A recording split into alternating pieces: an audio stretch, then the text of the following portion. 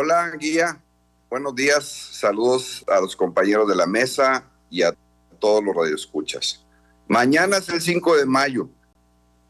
y vamos a celebrar la batalla de Puebla. Y yo quisiera recomendarles varios libros respecto a este tema. Uno es uno en particular extraordinario que se llama Noticias del Imperio de Fernando del Paso. Otro, pues, son las biografías de Ignacio Zaragoza, de Benito Juárez y de Porfirio Díaz. Y en la narrativa que pienso hacerles hoy, les voy a comentar porque es bien importante esos tres héroes nacionales. Y el libro de Fernando del Paso, que fue un gran escritor, donde narra, pues, obviamente, todo la implementación del Segundo Imperio, que fue consecuencia después de la batalla del 5 de mayo. Esta historia, Miguel, empieza precisamente en agosto de 1861,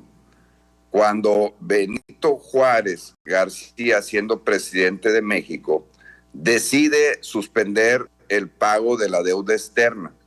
México debía alrededor de 80 millones de pesos a tres potencias extranjeras: Inglaterra, España y Francia. Curiosamente, a Francia es la que menos se le debía, menos de 2 millones de pesos. La que más se le debía era Inglaterra. Esas tres potencias, esos tres países, cuando se informan y conocen la decisión de Benito Juárez, deciden mover sus tropas al Golfo de México, a la parte de nuestro litoral en el estado de Veracruz, y amenazar, pues, al gobierno de México con una invasión para que les pagara.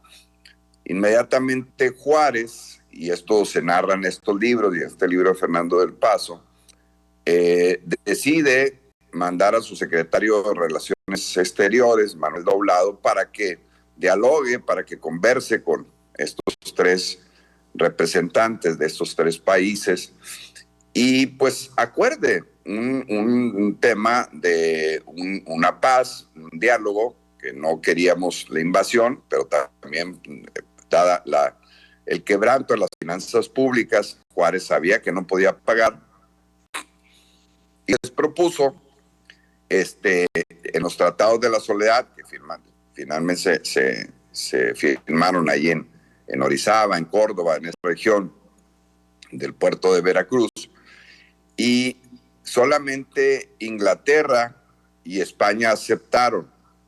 Francia, pues, no aceptó, y ellos se dieron cuenta, los otros dos países, que Francia traía una intención expansionista. Napoleón III, que era el emperador de la Francia, pues traía una visión de buscar, pues, tener el control de México, y ya estaba pensando en imponer una monarquía, porque había grupos de conservadores en México que habían ido a buscarlo y a buscar precisamente a Maximiliano, que es el personaje principal, pues, del Segundo Imperio, un austriaco que le ofrecieron el reino, y apoyado por Napoleón III, pues deciden invadir a México para instaurar después el Segundo Imperio. Y lo primero que hacen, pues, es entrar en este año de 1862, al siguiente año, a México con las tropas francesas, y se da el 5 de mayo, que es lo que celebramos el día de mañana, de 1862, una batalla en los fuertes de Loreto y Guadalupe, que están afuera de Puebla, hoy Puebla de Zaragoza. ¿Y por qué de Zaragoza? Por Ignacio Zaragoza, que era el secretario de la Defensa o del área armada del gobierno federal de Juárez, que, pues, es el que encabeza precisamente la organización y el enfrentamiento con los franceses. Se da la batalla desde las 11 de la mañana, termina en la tarde con un gran aguacero que se vivió, y donde los mexicanos, entre ellos Porfirio Díaz, que tenía el batallón Oaxaca, que estaba en el lado de la derecha del fuerte de Loreto y Guadalupe, pues ganan y derrotan al gran ejército francés, que era invencible desde aquella batalla de Waterloo con el otro Napoleón, y que Ignacio Zaragoza le informa a Benito Juárez que las armas se habían cubierto de gloria porque habían derrotado al ejército francés. Y eso, pues es lo que celebramos mañana, ese acontecimiento importante, interesante, trascendente, porque los mexicanos pues lograron este triunfo. Después, la historia y estos libros que les recomiendo, pues narran que un año después regresan los franceses con más soldados, entran de nuevo por Veracruz, ganan batallas en Puebla, se instauran en la Ciudad de México, imponen a Maximiliano, llega Maximiliano con Carlota y se da el Segundo Imperio entre el año de 1863, 64, 65, 66 y hasta el 67. Esos años, Benito Juárez pues anda en una presidencia itinerante y Maximiliano es el que gobierna el país, y ahí se da esta historia de este Segundo Imperio, en donde tenemos un gobernante extranjero tomando decisiones en nuestro país, y Benito Juárez defendiendo la República, defendiendo la Constitución del 57, defendiendo las leyes de reforma, hasta que finalmente ya en el año 67, Napoleón III, viendo que era imposible mantener pues tantos soldados en México, y nunca cesó la defensa de personajes como el mismo Porfirio Díaz y otros militares que nunca cesaron la defensa de la soberanía nacional, pues Napoleón III decide retirar el ejército francés. Cuando Maximiliano se da cuenta de esto,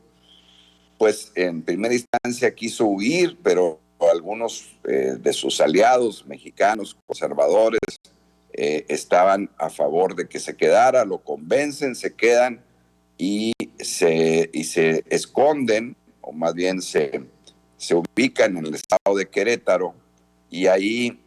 son apresados y después fusilados por órdenes de Benito Juárez. Incluso recibió pues una serie de llamados internacionales de gente como Víctor Hugo, el creador de Los Miserables, y de otros personajes que le decían pues que no lo fusilara, que lo dejara, y Juárez decide con aquella frase que decía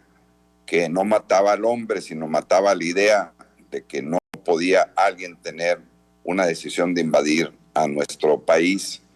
y es fusilado junto con Mejía, Miguel Mejía y Miramón,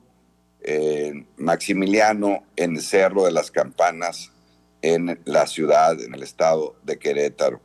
Y ahí, digamos, se cierra este capítulo de la historia que empezó hace 5 de mayo de 1862, que precedió la suspensión del pago de la deuda externa, y que regresó después el presidente Juárez a gobernar el país unos años más, pero queda en historia este acontecimiento que celebra no solo nuestro país, sino también el país vecino, porque Ignacio Zaragoza nació en Goliat, lo que ahora es Goliat, en el estado de Texas. En ese tiempo, cuando él nació, pues era México, ese territorio. Cuando ya él falleció un 8 de septiembre de 1862, o sea, la batalla en mayo fue el 5 de mayo del 62, y unos meses después murió de fiebre tifoidea. Ahí Ignacio Zaragoza, que es el gran héroe principal y que se le conmemora de esta batalla, y que lo conmemoran mucho los estadounidenses, porque también a ellos les benefició que le hayamos ganado a los franceses, porque tenían pues ellos el temor que después pudieran entrar a Estados Unidos, y por eso Estados Unidos celebra también esta batalla del 5 de mayo con un personaje que, como les digo, nació en el México antiguo, en el México antes de la separación de 1848, y murió ya en el Texas de Estados Unidos, ya en ese año de 1862, pero murió acá en la Ciudad de México por fiebre tifoidea un 8 de septiembre. Y esa historia es la que mañana conmemoramos, esa historia del 5 de mayo, que les recomiendo estos libros que les dije al principio, y que espero que pues en las escuelas y en todos los lugares recordemos esta batalla, y sobre todo recordemos y conmemoramos la importancia de la soberanía nacional, y no olvidar pues a los hombres que nos dieron patria, que dieron su vida para tener lo más preciado que podemos tener los mexicanos, los tamaulipecos, los neolaredenses: la libertad, la soberanía, la independencia, la democracia, la justicia, la constitución. Eso es lo más importante que podemos tener como país, y por eso hay que preservar y recordar a estos personajes. Este es mi comentario y la recomendación del día de hoy, Miguel Ángel. Muchas gracias, Ramiro. El doctor Ramiro Ramos. Nos escucharemos y nos vemos la próxima semana. Nos vamos a la pausa. Volvemos con José Luis de Anda Yancey. Hasta luego. Asista con su dentista cuando menos 2 veces al